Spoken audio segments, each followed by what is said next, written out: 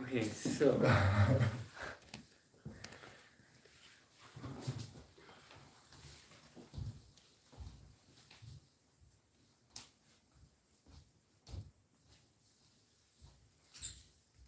we're reading from the Chaitanya Charitamrita, Adi Leela, chapter 10. We'll say the verse and then you can repeat after me. Shri Vallabha Sena Ara Sena Shri Kanta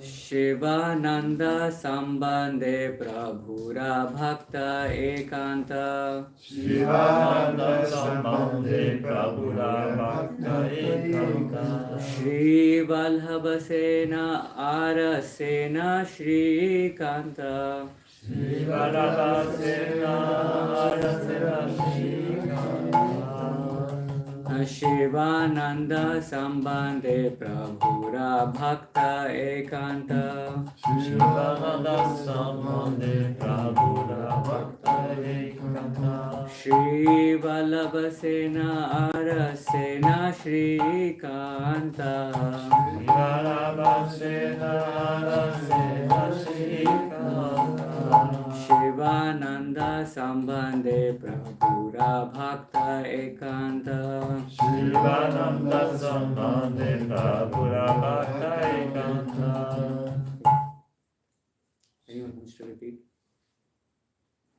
Shri Vallabha Sena Sena Shri Kanta Shri Vallabha Sena Sena Shri Kanta Shivananda Sambandhe Prabhura Bhakta Ekanta Shivananda Sambandhe Prabhura Bhakta Ekanta Shri Vallabha Sena Hara Sena Shri Kanta Shri Vallabha Sena Sena Shri Kanta Shivananda Sambandhe Prabhura Bhakta Ekanta Shivananda Sambandhe Prabhura Bhakta Ekanta Shri Vallabha Sena Yara Sena Shri Kanta Shri Vallabha Sena Sena Shri Kanta Shivananda Sambandhe Prabhu Bhakta Ekanta Shivananda Sambandhe Prabhura Bhakta Ekanta. Okay, so we go by word. Shri Vallabha Sena Shri Vallabha Sena Shri Vallabha Sena Shri Vallabha Sena Ara and Sena Shri Kanta Sena Shri Kanta Shri Kanta Sena Kanta Sena Shivananda Shivananda Shivananda Sena Shivananda Sena Sambandhe Sambandhe in relationship relationship Prabhura Prabhura the Lords Lord Bhakta Bhakta devotees devotees Ekanta Ekanta unflinching. unflinching. Translation and purport by His Divine Grace. Translation. Sri Vallabha Sena and Shrikanta Sena were also sub-branches of Shivananda Sena, for they were not only his nephews but also unalloyed devotees of Sri Chaitanya Mahaprabhu. Purport: when Lord Nityananda rebuked Shivananda Sena on the way to Puri, these two nephews of Shivananda left the company as a protest and went to see Sri Chaitanya Mahaprabhu at Jagannath Puri. The Lord could understand the feelings of the boys, and he asked his personal assistant Govinda to supply them prasharam until the party of Shivananda arrived. During the Rath Yatra Sankirtana festival, these two brothers were members of the party led by Mukunda. In the Gaur Ganodesha Dipika, it is said that the gopi whose name was Katyayani appeared as Shrikanta Sena. Back to the translation. Sri Vallabha Sena and Shrikanta Sena were also sub-branches of Shivananda Sena, for they were not only his nephews but also unalloyed devotees of Sri Chaitanya Mahaprabhu.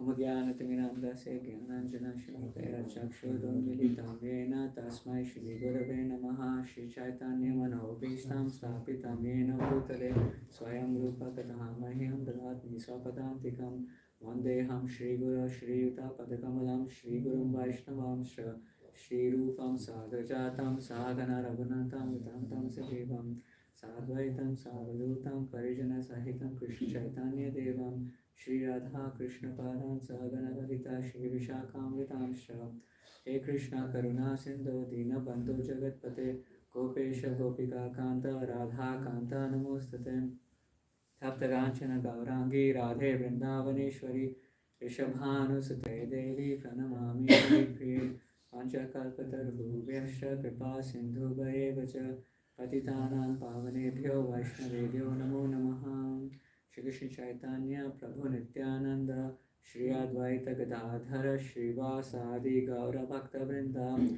Hare Krishna Krishna Krishna Hare Hare Hare Rama Rama Rama Hare Hare Srimad Bhagavata Prana Srimad Bhagavata Prabhu Kalidvanto Liraditya Shri Krishna Parivartita Paramananda Pathaya Prema Vashi Aksharayate Sarvada Sarva Sevyaya Shri Krishnaya Namostate Madeka Bando Matsangin Matkuro Man Mahadhana Manishtaraka Madbhagya Matanandai Namostate Asadu Sadhu Todai Natini Chochata Kara Hana Muncha Kadachin Mam Premna Het Kantayos Puram.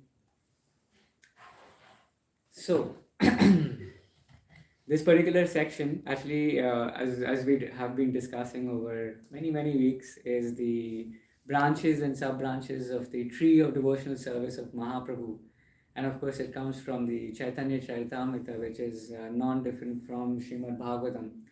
So in today's session, we're going to cover, we're going to try and see who these two personalities are, who we're talking about over here. So these are nephews of Shivananda Sena. So we discussed about Shivananda Sena in the last the last week, and who was Shivananda Sena, what was his relationship with Chaitanya Mahaprabhu. So in today we'll discuss about the nephews of Shrikanta. So here, the first thing that is mentioned in the purport which Prabhupada says is that they were upset. So it was like left the company as a protest. Now, what exactly happened here that they wanted to protest, which is quite interesting. So a picture to show what exactly happened is right here. So if you remember, Shivananda Sena had a very cordial relationship with Nityananda Prabhu, and one of the times he was kind of so Shivananda Sena was the person who used to organize all the yatras from Navadvip all the way to Puri, and one of the times he was held back by one of the officials, and he was not able to arrange prasadam for the party, and that party included Nityananda Prabhu as well. So Nityananda Prabhu was very hungry and very angry because there were no arrangements that were done. So as soon as he saw Shivananda Sena, he kicked him in a protest, acting like a very angry man. So if you see behind over there, so that's the personality we're talking about today. the one who is hiding behind and watching this, and you can see like he's a little upset. So when he saw that Nityanand Prabhu is kicking his uncle, he got very upset. And as a protest, so it's described that he was actually a very young boy. So as a protest, he left and he walked all the way alone to Puri to meet Mahaprabhu, to complain to Mahaprabhu about it. And that was the protest as Prabhupada described over here. So as soon as he reached Chaitanya Mahaprabhu's place in Puri, Mahaprabhu saw that he was quite upset and he was angry. So immediately Mahaprabhu told his personal servant that ask him to go and take some rest, and then we will talk after that. So we will go through some of the sections today. So I'm just going to disconnect the screen so I can open up my notes. Okay, so what happened? So while he left the company of Shivananda Sena, Shrikanta Sena left the company of Shivananda Sena and Nityanand Prabhu. On the other hand, Shivananda Sena, who actually got kicked by Nityanand Prabhu, he had a very different mood. So it's described over here that Shivananda Sena was very pleased. Like, to be honest, if we can get a kick of the Lord, of Nityananda Prabhu, that will be the most glorious day for us, because to have the lotus feet of the Lord touch our body in any way, it will be glorious in itself. So Shivananda Sena was actually very pleased also, and he started to pray to Nityananda Prabhu. My dear Lord, your chastising me is your causeless mercy. Who within the three worlds can understand your real character? The dust of your lotus feet is not attainable even by Lord Brahma. Yet your lotus feet have touched my wretched body. So Shivananda started to pray and thank Nityanand Prabhu that you kicked me, and because of that I became purified. And Nityanand Prabhu actually immediately was able to bring down his anger, and he went into a nice mood, and he embraced him right away.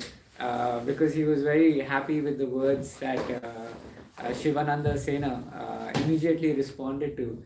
So one of the things we see in our in our Vedic tradition, and of course with many examples in the Bhagavatam, is the power of prayers, as we see.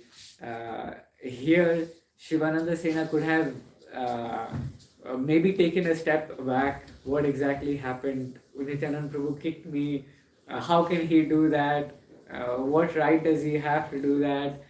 It's not that I was, enjoying somewhere and I was not able to make it, but I was just stuck by the officials. But here, he had a very different mood.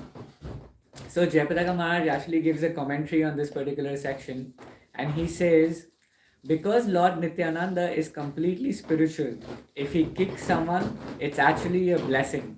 And the fact that Shivananda Sena accepted that in a very positive mood, he got another blessing from Lord Nityananda by receiving Lord Nityananda's embrace.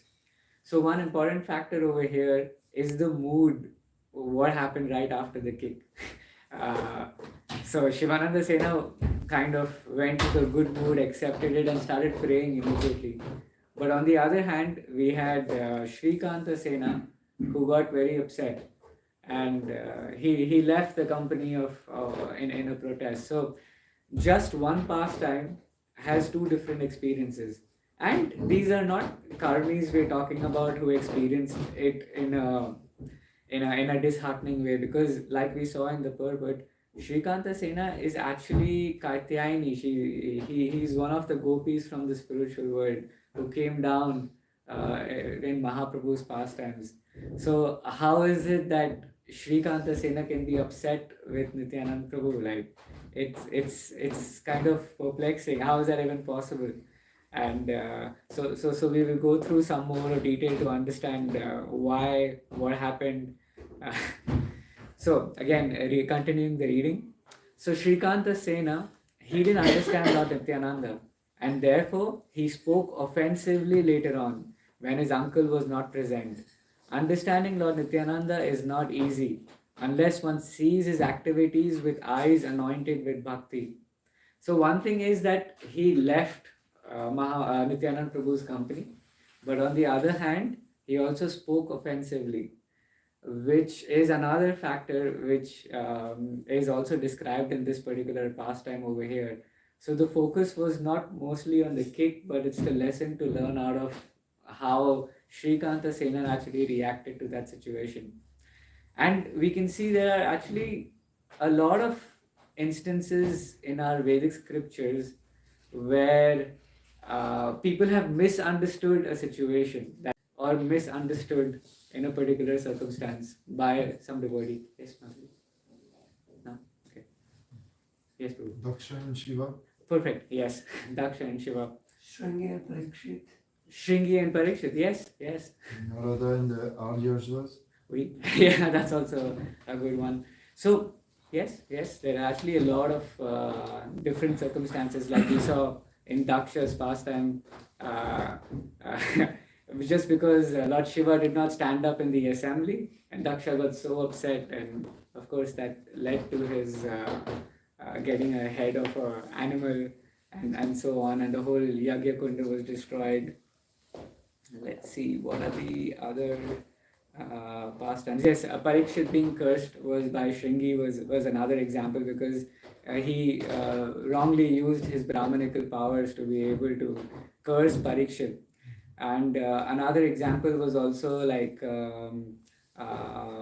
Chitraketu, when he went to meet Lord Shiva and he saw that Parvati was sitting on the lap of Lord Shiva, and he misunderstood, thinking them to be some worldly couple who were having some romance or some sort of an affair, and he did not like it, and he got cursed by Parvati so that he could take birth. So there are many situations like this. It's even described like Durvas and Ambarish was also like a misunderstanding or a misjudgment, because Durvas thought that Ambarish had broken his fast, and that's why he sent his demon behind Ambarish.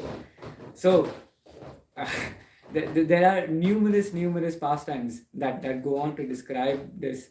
But one thing important is understanding Lord Nityananda is not easy unless one sees his activities with eyes anointed with bhakti. So that's the difference. So most of these situations where we saw where people misunderstood, and even with all of us, is because of this, that probably at that particular moment we did not have the eyes anointed with bhakti. And so in Brahma Samhita we have the Prema Anjana Churita Bhakti Vilochayena, the verse which describes that we can only see the Lord if we have that eyes anointed with bhakti, and that's something which our scriptures teach us. So even in our dealings with devotees, there will be many situations where we will misunderstand the situation of what is happening, or sometimes like we also discussed in the last session was a chastisement of a guru. Because Nityananda kicking can also be considered as a chastisement which Nityananda was giving to Shivananda Sena for not organizing something properly, even though it was not the fault of Shivananda Sena. Like he didn't do it on purpose, but he still accepted the chastisement, and that again can only happen when one has love for the guru, one is anointed with the devotion or with bhakti in itself. So that's why if you see even during Prabhupada's time, as we discussed in the last session also, but like specifically, for example, even the words of a guru can cause someone to leave and to be upset. Like for example, when Prabhupada spoke about the moon landing, that when NASA was landing on the moon, when Neil Armstrong was putting his first steps, apparently the whole world was watching it on television, and like everybody was on the streets, because of course not everybody had a television at that particular point, and there was like a live commentary from apparently the spaceship or whatever that, the satellite or whatever that went on top, the rocket. And Prabhupada at that particular moment was having a massage and he was also had the live this thing on, and all the devotees as well were watching. Is like, oh Prabhupada, they reached the moon, and Prabhupada said, no, they have not reached the moon. And like, imagine the whole world is watching it, they're believing it, and Prabhupada is so confident, and he's saying no. Jai Shri Shri Radha Parisisvara Mandir. I said this with the Jagannath Bhagavat Ki Jai. So the whole world was watching it, and Prabhupada was very confident and said, no, they have not gone to the moon. And Prabhupada is also watching what is happening, but he's still confident to say that they have not gone. And apparently, right after this happened, a lot of disciples of Prabhupada actually left Prabhupada because they said Prabhupada does not know anything, and what he's saying is probably not correct.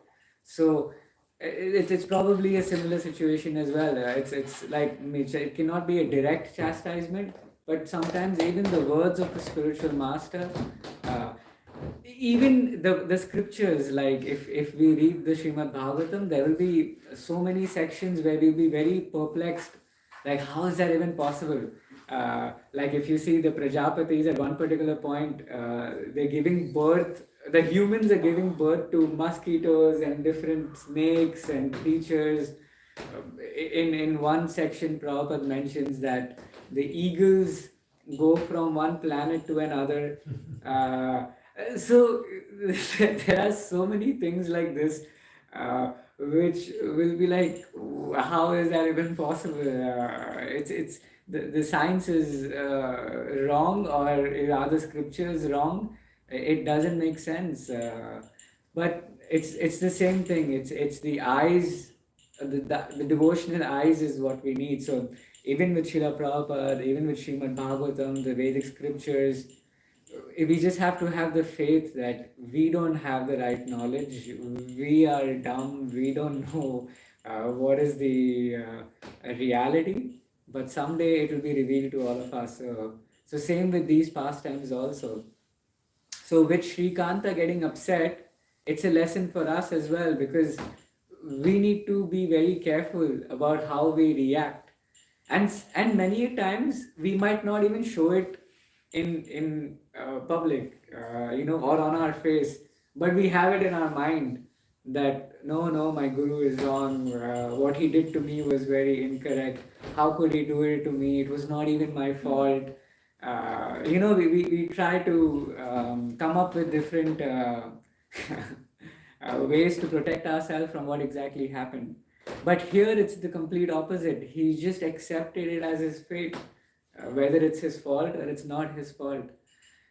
So actually, Bhakti Vikas Maharaj gave a series of talks on suffering, and one of his talks, the title of the talk says, it is better to go through the suffering than protest, or then do something about it. And the whole talk is based around this particular aspect itself, that many a times when we go through situations of suffering, if we get upset about it, if we try to protest, if we try to do something about it, it probably might not be the best for our spiritual life. Sometimes it's just okay to go through the suffering, go through the chastisement, because it's for our own purification.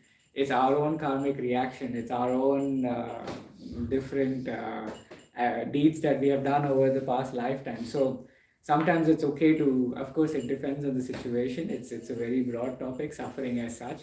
But this is something that Shivananda did, because if we saw in the last session, we saw that Nityananda Prabhu also cursed Shivananda's sons to die.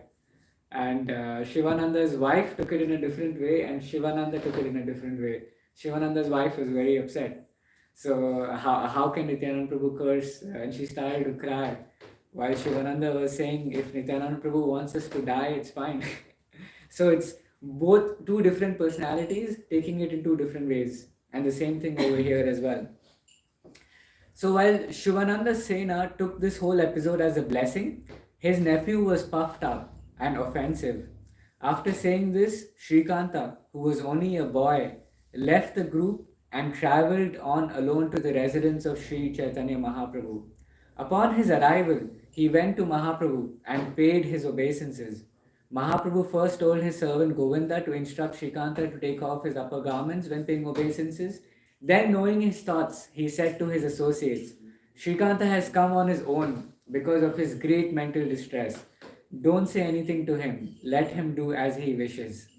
So when Mahaprabhu saw that Shrikanta was actually upset, he actually did not. So when again another lesson that we learn: if someone is upset, it's better to let them be on their own, as Mahaprabhu instructed over here. Don't say anything to him. Let him do as he wishes.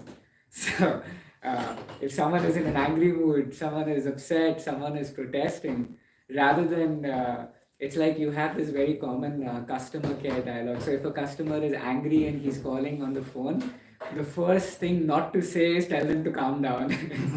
You never do that, because if you tell them to calm down, the customer gets more upset and more angry. So, it's to allow them to just speak up, reveal their mind, and just remain quiet. You wait for the right moment to be able to instruct them on what is right, what is wrong in that situation. So that's exactly what Mahaprabhu did as well. he didn't say anything at that particular point. And what happened after that, Mahaprabhu actually spoke to his servant Govinda, saying that please give him enough prasadam. So that's another thing. If someone's angry, someone's upset, someone's protesting, the best thing what Mahaprabhu did was to give him enough prasadam. Because of course, if there's a good feast, if there's good prasadam, the anger just goes away. It is so much to eat. So when Shrikanta then heard that Mahaprabhu said this to Govinda, and he understood that he was upset, Shrikanta actually forgot about everything that happened, and he did not even mention it to Mahaprabhu. So he actually went there to protest, he went there to complain to Mahaprabhu, but after what Mahaprabhu did, he didn't even complain. He just went back, and apparently he did all the other activities, which is to sing. So it said, Shrikanta could understand that Mahaprabhu is all-knowing and said nothing about the incident to anyone. The Lord is so affectionate to his devotees that even their friends and relations are also dear to him. So what happened was, when Nityanand Prabhu and Shivananda Sena came back after that, Mahaprabhu actually met the whole family together. So that's another point. It's like if if we have to clarify a situation, it's good to bring both the sides together and after they have calmed down, which is exactly what Mahaprabhu did. So he brought all of them together. But at that time, Shrikanta actually did not complain. He did not say anything after that. He was perfectly fine with Shivananda and Nityanand Prabhu. So of course, later on in the purport is also explained, the Lord understands his devotees, and the verse that is quoted is Aham Bhakta Paradhinam from the Srimad Bhagavatam. I am under the control of my devotees, O Brahman, as though I were completely lacking any independence. The saintly devotees who have taken possession of my heart, for I am dear to them and they are to me. So Mahaprabhu very lovingly and affectionately took care of this situation that happened. Okay. So it's actually Jayapataka Maharaj has continued with the further commentary, and he's explained many different situations, and of course he also brings in the humility of Shivananda Sena, because one of the aspects of accepting chastisement and punishments and a kick from Nityananda is also to be humble, and humility is of course not really in words but more in action. And in these kind of situation is when the real humility comes to test, because immediately when the Lord kicked him, he was able to understand that something's wrong. Like Shrikanta said, no, something's wrong, but Shivananda was able to clearly accept that situation. So the humility point is brought out. And the other form that is brought out over here is the Lord's mercy comes in unexpected forms when we don't really are asking for it, or we don't really desire for it in the form that we want. So many a times when we want mercy from the Lord, usually it's our desires that we ask for to be fulfilled from the Lord. But here, it's the other way around. It's mercy came in unexpected form. And again, we see in the same examples that we referred to earlier, like Parikshit getting cursed. It was mercy in unexpected form. Because of that, he was able to be in Aimasharanya. He was able to hear Bhagavatam for many days. Same with Ambarish and Durvas, for example. He had the Sudarshan Chakra that came in after that. Same with Daksha as well. There was another pastime with Indra and Gautam as well. And there was even Kamadhenu was cursed in that. So every time a situation like this happens, there is always mercy in the end that comes in. Again, all depending on how the judgment is taken after the unexpected form of mercy that comes in. Therefore, it's always good to remind ourselves that any kind of suffering, any kind of tribulation, even small situations with devotees, that we are the ones who are actually responsible, and we should have gotten worse than what we actually deserve.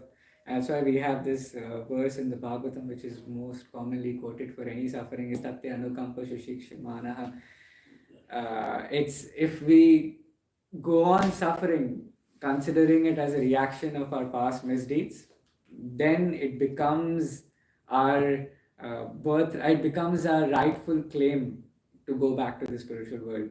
So if we continue accepting tribulations, arguments, or any chastisement as the reaction of our karmic reaction, then we are eligible to go back home, back to Godhead. If we continue to offer obeisances to the Lord in that situation, that's the criteria.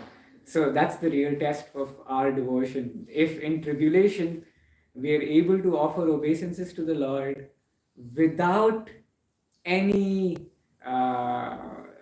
trauma, without any tinge of why did it happen to me and why am I suffering, then we are eligible to go back home. Otherwise, it will always remain a challenge. So even further on, that description that goes on back to mention about Chitraketu and Parvati as well. So the same thing happened there. So it says that once when Chitraketu saw goddess Parvati sitting on the lap of Lord Shiva, he criticized Lord Shiva for being shameless and sitting just like an ordinary man with his wife on his lap. So you can imagine, he criticized, he called Lord Shiva being shameless. And even in this situation, Shiva did not react. Shiva was fine. Lord Shiva didn't say a word to Chitraketu. Even though we know Lord Shiva to be an angry person, he immediately gets angry, immediately gets pacified. But he did not do anything about it, because usually Lord Shiva uses his anger for the right reason, for protecting devotees or for the right reason. But here, he did not react to Chitraketu. For this reason, Chitraketu was cursed by Parvati. Later, he became a demon named Ritasura. Chitraketu was very powerful king and a devotee, and he could certainly retaliate even against Lord Shiva. But when Parvati cursed him, he immediately accepted the curse with a bowed head. When he agreed to accept this curse, Lord Shiva praised him and told Parvati that a devotee of Lord Narayan is never afraid of accepting any position provided there is a chance to serve the Supreme Personality of Godhead. This is the purport of Narayana para sarve na kushana bidhyati. So here also, Chitraketu, when he got the curse from Parvati, he just bowed down in his head and accepted. And we saw the same thing with Parikshit as well. When he could have immediately counter-cursed, he could have brought in an assembly of devotees, brahmanas, could have found solutions on how to avoid the curse, and there could be a possibility to avoid a curse, but he did not. He accepted the faith.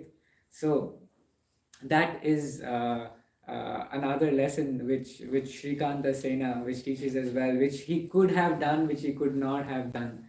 So this is something that went on as a meditative mood, that how is it that a gopi of the Lord, who is so dear to Krishna in the spiritual world, who took birth as Shrikanta Sena, could get upset with Nityanand Prabhu, who is Balaram in the spiritual world.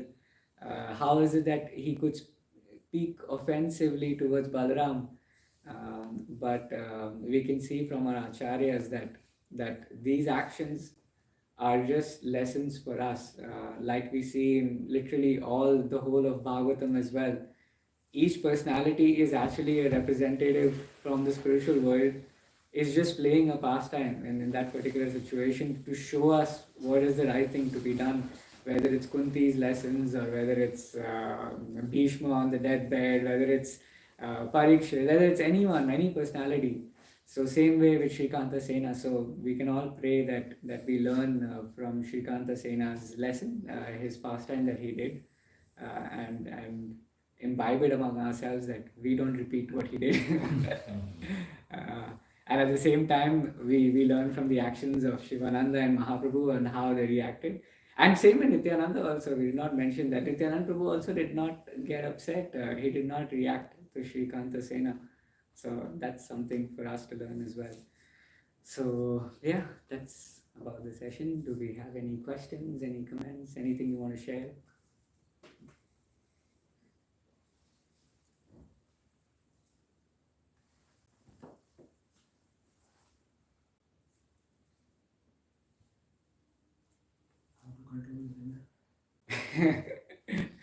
That's it. You already told in your lecture that if somebody else is angry, you better calm down, give him some prasad.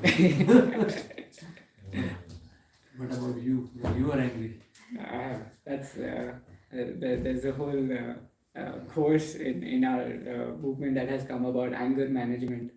You can give me some tidbits.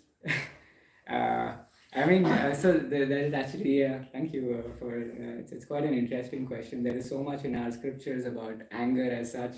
Of course, we see in the Gita, which describe the different stages that lead to the anger, from delusion to this, and leads to complete result where we are bewildered, loss of intelligence, and the whole steps that is described.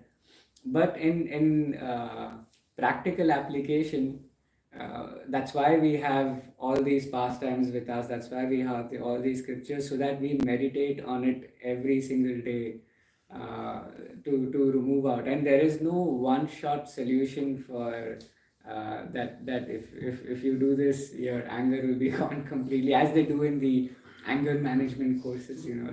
They have these 7-day seminars. You attend and you come out as a very calm person. It doesn't work that way. So the first step is generally it's to identify our anarthas within ourselves. And one of the things as devotees, yes, we have the theory and we have the knowledge that is there in scriptures, but like you have the jnana and the vairagya, it's the realization element that becomes the most challenging part. So even in anger, the first step is to even understand that we are angry by nature, because every person has a different personality. Some are very short-tempered, some get angry very quickly, and some don't. You kick them, you do anything, and they don't react. Sometimes you want to make the person angry, but nothing is happening.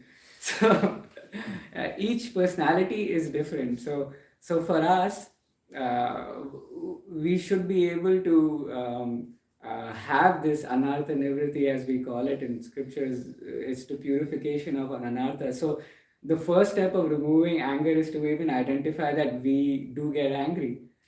We do have situations where we have done something wrong. And that's why I mentioned that many times we don't even express it out openly. If you're angry with a devotee, for example, or with your guru, we keep it in our mind, and actually sometimes that's more dangerous than expressing it out, because we end up causing offenses and we end up disrespecting that devotee or our guru or whoever, whatever that situation is. And even with the Lord, if we are angry with the Lord for any suffering that would have happened, if we don't confide with a devotee, with our devotee friends or even our guru in that perspective, we end up making it, like the scriptures, more into a delusion, more into a dangerous situation where we'll end up doing something even worse. Therefore, it's good to express anger when we have it in the right situation, of course. But at the same time, it's first to identify that we ultimately are filled with anarthas. We are filled with so much of dirt within inside us that. But on the other hand, we see the scriptures who tell us to use anger in the right way. For me, I've never found to use anger in the right way, because it's a very thin line, to use it against whether it's even devotees or even karmis as such when they speak against devotees, because we don't know how we are reacting. So I think the best thing is to confide. One of the things of a good politician, for example, is that he has people around him who guide him, not as a yes man, like in the sense you always need people around you Give good advice, who, right advice. right advice, and who also understand your nature very well. Like each of us, like I mentioned, have so many anarthas, but many times we can't identify it ourselves, that we have this particular issue. Maybe that's the same thing that happened with Shrikanta Sena as well. So he needed Mahaprabhu to be able to give him a slight hint that maybe he didn't do the right thing, and he made him realize it. So same thing with ourselves. So one of the things to control anger as well is someone to identify and tell us that you got angry at this situation, and maybe it was not right. You could have dealt with it differently.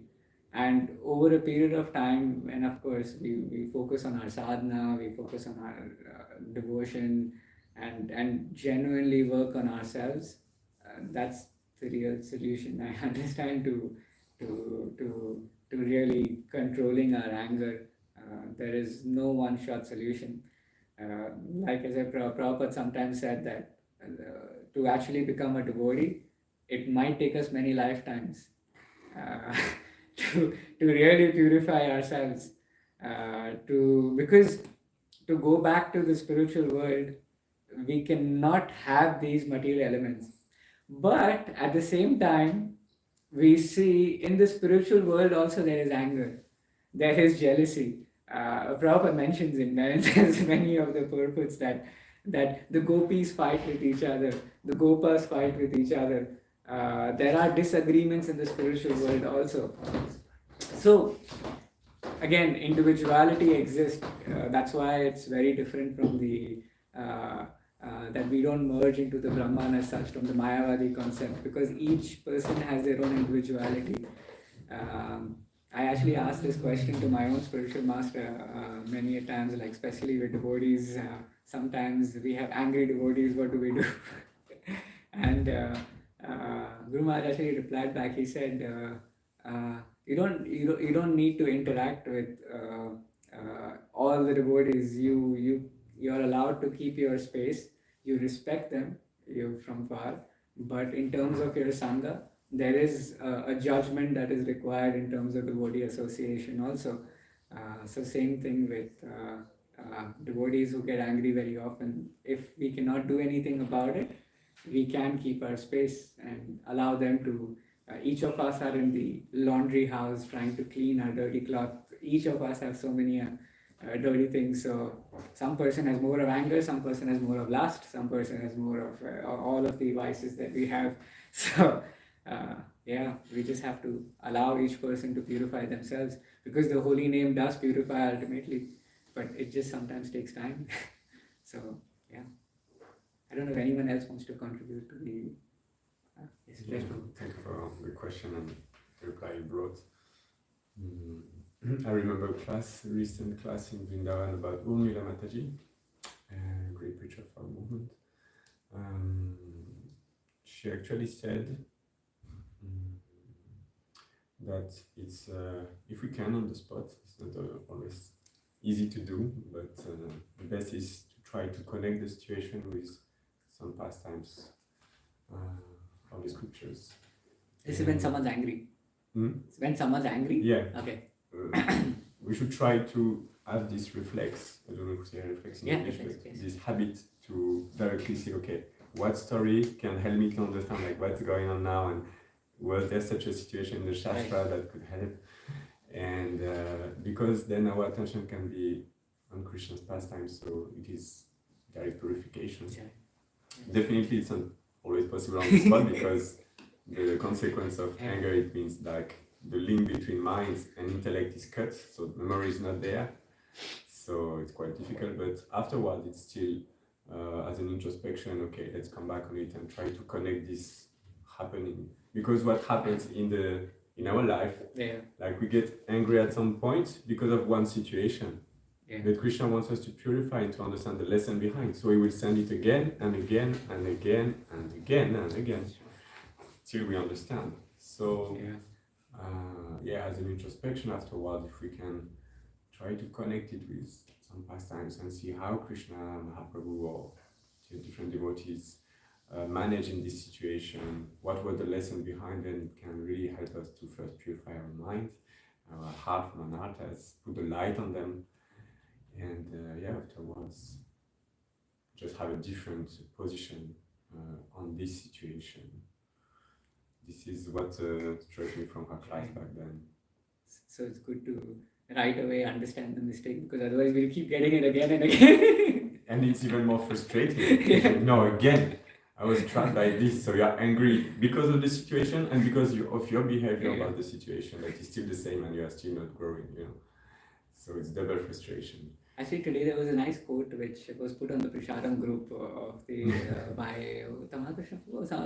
Someone put it up in the morning that if there are two men, there will always be disagreement and there will always be fights. So it's good to tolerate. Some disagreement will always be there. And so she was at the end emphasizing, saying that that's why it's so important that every day of our life we connect with the scriptures by hearing the class, by reading the books of Srila Prabhupada. It's so important to be remembered, to not forget about these pastimes, to be able to connect our life with the pastimes. So this was just what I remembered by this discussion. Thank you for that.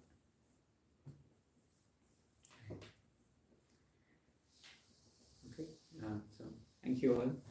Shri Chaitanya Charitamrita ki Jai. Krishraj Kaviraj Swami ki Jai. Srila Prabhupada ki Patita Pavana prabhu.